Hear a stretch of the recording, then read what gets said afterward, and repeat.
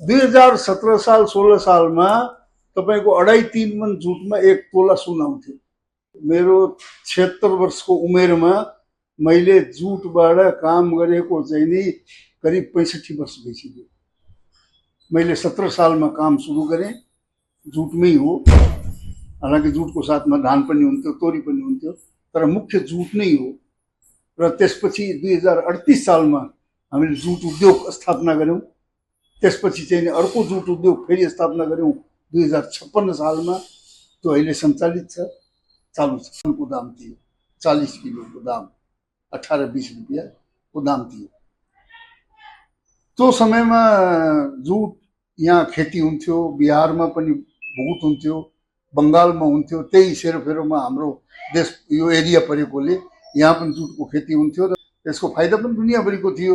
किनभने त्यही जुटको खेतीबाट सन्ठी निस्किने, दामन डोरीहरू निस्किने, पत्ताको साग खाने, मलखा धुने। किनभने त्यति बेला विदेशमा जुट इन्डस्ट्री दुनियाँभरिका थिए।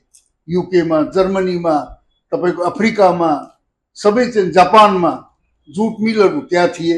जुट यहाँबाट जान्थ्यो, त्यहाँ जुट मिलको उत्पादन हुन्थ्यो र त्यति बेला चाहिँ नि यहाँबाट जुट चाहिँ नि निकासी सुरु भयो नेपालबाट। त्यस बखत चाहिँ नि रामलाल गोल्छा ग्रुप भयो, तोलाराम दुगड ग्रुप भयो, यिनीहरूले चाहिँ नि मदनलाल चेन्जीलाल भए, यिनीहरू ठुला एक्सपोर्टर भए। त्यसमा हामी पनि एक्सपोर्टर भयौँ। हामीले पनि चाहिँ नि जुटको एक्सपोर्ट सुरु गर्यौँ, थोरै मात्रामा, थोरै गरेर।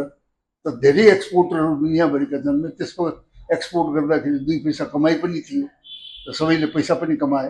र यही बिचमा चाहिँ नि यहाँ विराटनगरमा प्राइभेट सेक्टरमा मान्छेहरूले चाहिँ नि उद्योग खोल्न रुचाए। त्यसमा म पनि हुँ। हामीले पनि रिजाल ग्रुपको साथमा चाहिँ नि हामीले उद्योग स्थापना गर्यौँ, नेपाल जुट इन्डस्ट्री। र चानमलजी राठीले गोयसी ट्वाइन प्लान्ट स्टार्ट गर्नुभयो। यसरी गरेर चाहिँ 2टा उद्योग पहिला लाग्यो। त्यसपछि 12वटा उद्योग नेपालमा जम्मा भए।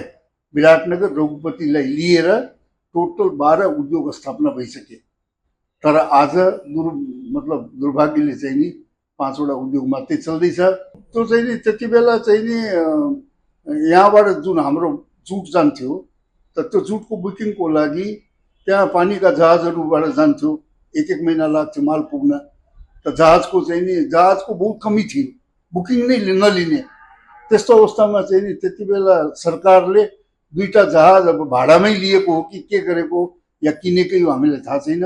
तर नरेन्द्र लक्ष्मी भनेर नामको जहाज त्यति बेला नेपालको थियो। त्यति बेला चाहिँ नि ठुला एक्सपोर्टरमा गोल्छा ग्रुप भयो, मदनलाल चेन्जीलाल भयो, कालुराम भए, तपाईँ आनन्दीलाल झुन्झुनवाला या दुगड ग्रुप भयो। यी ठुल्ठुला ग्रुपहरू थिए। त्यसका साथसाथमा साना ग्रुपहरू दुनियाँभरिका थिए। त्यस बिचमा चाहिँ नि इन्डिया कस्टमले कुरा के ल्यायो भने यो जुट चाहिँ नि यो यसमा यति जुट चाहिँ नि एक्सपोर्ट गर्न मिल्दैन।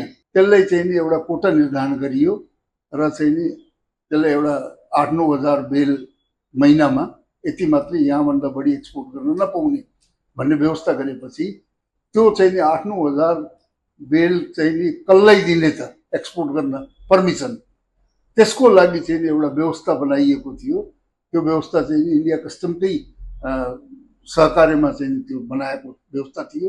र त्यसमा यही थियो कि प्रत्येक महिना चाहिँ नि कलकत्तामा केपी डकमा चाहिँ नि जहाजको बुकिङमा जसको बुकिङको लेटर त्यो चाहिँ नि पहिला कस्टममा डिपोजिट हुन्छ, त्यो चाहिँ नि पहिलो 8,800 बेल वालालाई त्यो 140 गाँठभन्दा बढी कसैलाई नदिने, त्यतिमा चाहिँ नि सीमित राखेर त्यसरी कोटा चाहिँ नि वितरण गर्ने भन्ने कुरा चाहिँ नि एउटा तय भयो। र त्यही अनुरूप चाहिँ नि त्यसरी त्यहाँ त्यो प्रायोरिटीको काम सुरु भयो। र हरेक महिना चाहिँ नि सबै व्यापारी कलकत्ता पुग्ने, कलकत्तामा तय तिथिमा चाहिँ नि त्यहाँ प्रायोरिटी निस्किने। प्रायोरिटी भनेको बुकिङको लेटर। त्यो बुकिङको लेटर लिएर चाहिँ नि यहाँ जोगबनी आउनुपर्ने।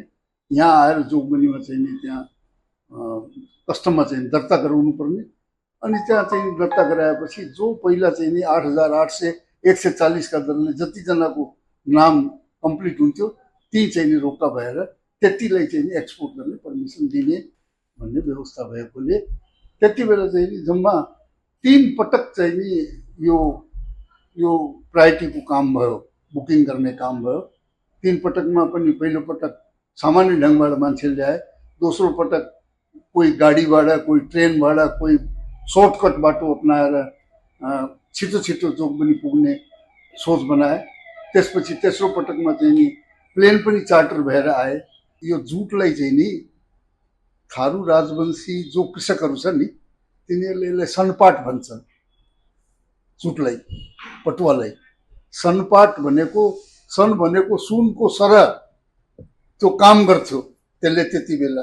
किनभने नगदे बाली थियो नि, नगदे बाली तिहार दसैँ भन्दा ठ्याक्कै मुखमा पैसा पाउने, किसानको खेतीबाट सनपाट आउने र त्यति बेलै चाहिँ नि आफ्नो चाहिँ नि चाडपर्व चाहिँ नि खेप्नुपर्ने। त्यो भएपछि त्यो जुटको बडा महत्त्व थियो।